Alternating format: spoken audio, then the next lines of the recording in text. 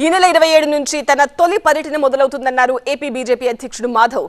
సారథ్యం అనే పేరుతో బీజేపీ రాష్ట్ర వ్యాప్తంగా విస్తృత స్థాయి కార్యకర్తల సమావేశాలు జరుగుతున్నాయన్నారు. ప్రతి కార్యకర్తను బలోపేతం చేస్తామన్నారు. మొత్తం 5 విభాగాల్లో రాష్ట్ర పర్యటన పూర్తి చేస్తామన్నారు.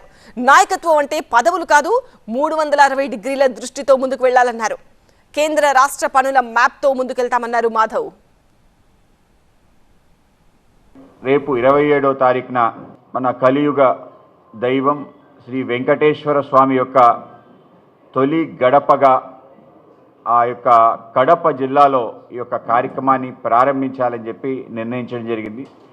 మొత్తం జరిగే ఈ యొక్క నాంది ప్రస్థానం అలాగే ఈ యొక్క ప్రయాణం తొలి మజలి కడప నుంచి తీసుకోవటంలో అటువంటి నేపథ్యం ఉంది తప్ప మరేం కాదు. ఆ విధంగా కడప ద్వారా రాష్ట్ర వ్యాప్తంగా ఒక సందేశాన్ని భారతీయ జనతా పార్టీ ఇవ్వాలి అని చెప్పి ఆలోచనతో అక్కడ ప్రారంభించడం జరుగుతుంది. ఈ యొక్క కార్యక్రమానికి సారథ్యం అనే ఒక పేరు పెట్టడం జరిగింది.